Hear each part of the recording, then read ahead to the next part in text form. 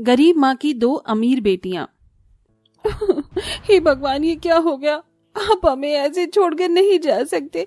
आपके बिना हम तीनों का क्या होगा? ममता अपनी दोनों बेटियों को सीने से लगाए अपने पति की लाश के सामने बैठकर रो रही थी। बहुत बुरा हुआ इस ममता के साथ।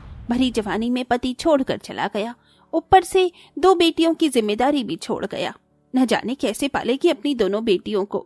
आस पड़ोस में रहने वाले लोग ममता और उसकी दोनों बेटियों के बारे में तरह तरह की बातें बनाते हैं, जिन्हें सुनकर ममता को अपनी दोनों बेटियों की फिक्र होने लगती है। ममता, दूसरी शादी कर ले, तेरे सामने तेरी पूरी जिंदगी पड़ी है। अगर मैंने अपनी खातिर दूसरी शादी कर ली तो मेरी बेटियों का क्या होगा? मैं अकेली ही खूब मेहनत करूंगी और अपनी दोनों बेटियों को पालूंगी। ममता अब अपनी दोनों बेटियों को पालने के लिए लोगों के घरों में झाड़ू पोछा का काम शुरू कर देती है और ऐसे ही कुछ वक्त गुजर जाता है। ये क्या, मेरी सारी साड़ियां तो फट चुकी हैं। मालकिन ने जो तनख्वाह दी थी उसमें से 500 रुपए बच गए हैं। आज शाम को आते हुए मार्केट से 2-3 साड़ियां ले लूंगी। ममता रोज की तरह काम पर जाने लगती है कि तभी ममता देखती है कि आंगन में बैठी उसकी दोनों बेटियों का चेहरा काफी उतरा हुआ है। क्या हुआ? मेरी दोनों गुड़िया रानी को क्यों इतनी उदास बैठी हैं? माँ देखो ना, हमारी फ्रॉक कितनी फट गई है। सभी बच्चे हमारे फटे कपड़ों का मजाक उड़ाते हैं। कहते हैं हमारे पापा नहीं है ना, इसलिए हम कभी भी अच्छे कपड़े नहीं पहन सकते। नहीं बेटा, ऐसा नहीं है। जब तक तुम्हारी माँ है तुम्हें कभी किसी चीज की कमी नहीं होने देगी। अपने लिए साड़ी के लिए ममता ने जो पैसे लिए थे, उन पैसों से ममता दोनों बेटियों के लिए नई फ्रॉक ले लेती है। अपनी दोनों बेटियों की खुशियों में ही ममता अक्सर खुश हो जाया करती थी। हे भगवान, भिंडी तो सोने की जितनी महंगी हो चुकी है। इतनी सी भिंडी में मैं और मेरी बेटियां क्या ही खाएंगी। एक काम करती हूँ, भिंडी उन्हें दे दूंगी और मैं चटनी से रोटी खा लूंगी। ममता अपनी दोनों बेटियों के लिए भिंडी की सब्जी बनाकर खुद सिल पर चटनी पीसकर उससे रोटी खाने लगती है। माँ, तुम चटनी के साथ रोटी क्यों खा रही हो? तुम्हें तो भिंडी बहुत पसंद है ना? नहीं बेटा, अब मेरा भिंडी खाने का मन नहीं करता, इसीलिए तो मैं चटनी के साथ रोटी खा रही हूँ। ममता यूं ही हमेशा अपनी छोटी छोटी खुशियों को मारकर खुद रूखा सूखा खाकर अपनी दोनों बेटियों को किसी चीज की कोई कमी नहीं होने देती। माँ, अब हम नई क्लास में आ गई हैं, हमें नई किताबें चाहिए होंगी और इस बार तो हमें स्कूल बैग भी चाहिए। हमारा स्कूल बैग फट चुका है।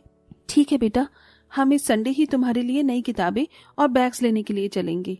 दिन पर दिन अपनी दोनों बेटियों के बढ़ रहे खर्चे को देखकर अब ममता आसपास के लोगों से सिलाई का काम भी ले लेती है।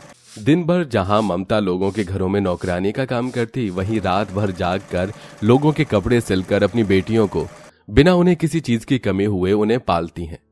वक्त गुजरता है और अब जहां ममता के सफेद बाल आ जाते हैं, वहीं उसकी दोनों बेटियां भी जवान हो जाती हैं।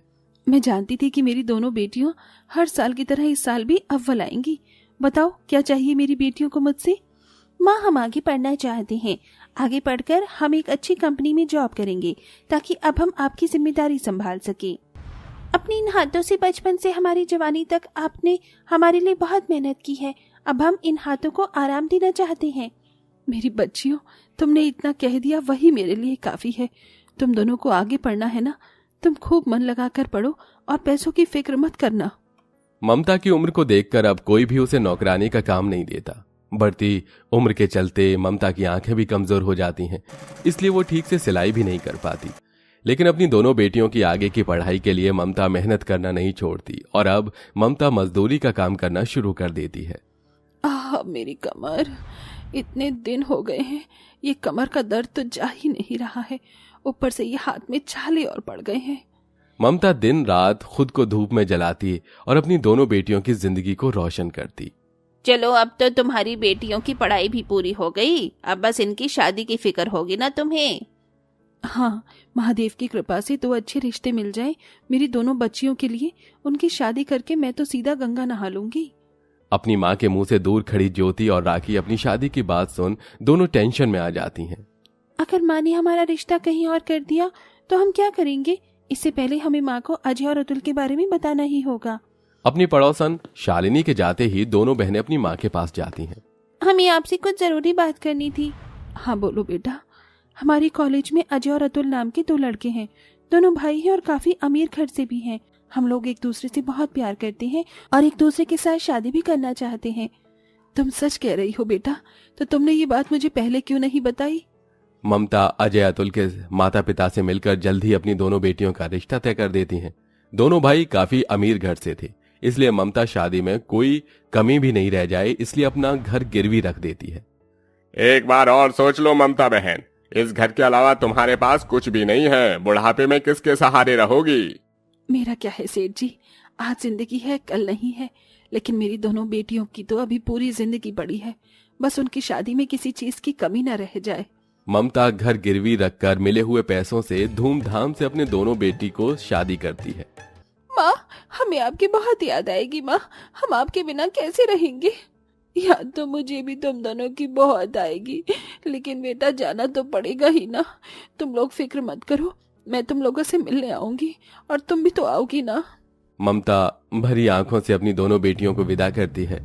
विदाई के बाद ज्योति और राखी जैसे ही अपने ससुराल पहुंचती हैं तो अपने ससुराल को देखती रह जाती हैं। उनका ससुराल किसी राजघराने के महल से कम नहीं था।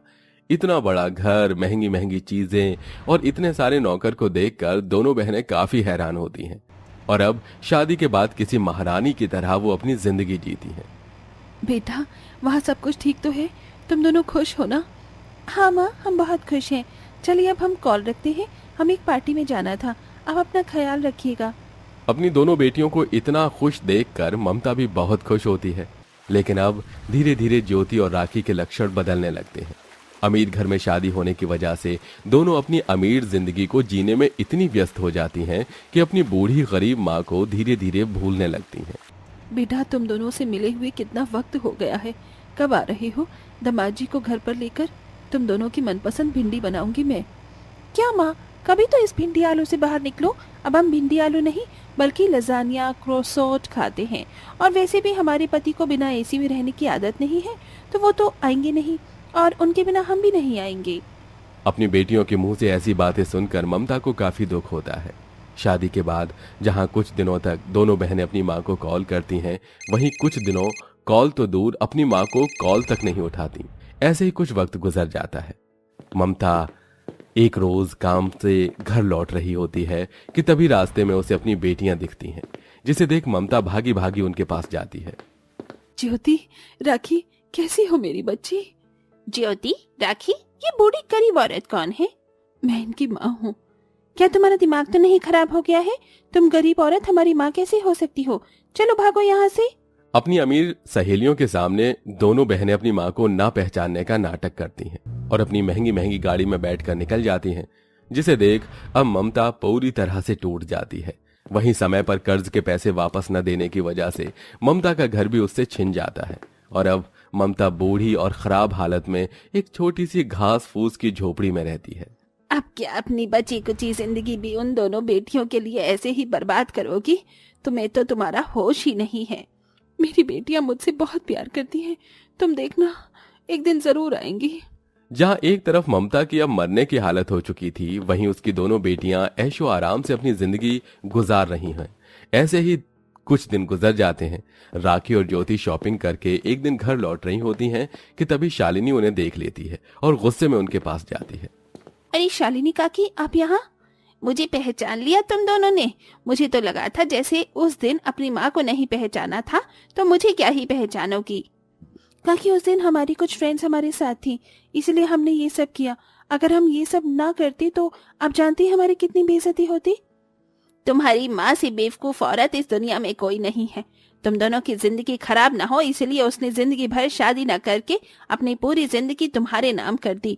तुम्हें पढ़ाया, लिखाया, अपने पैरों पर खड़ा किया, खुद पटे कपड़े पहनकर तुम्हें नए कपड़े पहनाए, खुद चटनी रोटी खाकर तुम्हें अच्छा खाना खिलाया, यहाँ तक कि तुम्हारी शादी के लिए उसने घर भी गिरवी रख दिया। और तुम दोनों बेटियों ने पैसे को देखकर इतनी जल्दी रंग बदला। तुम जानती भी हो तुम्हारी माँ किस हालत में है।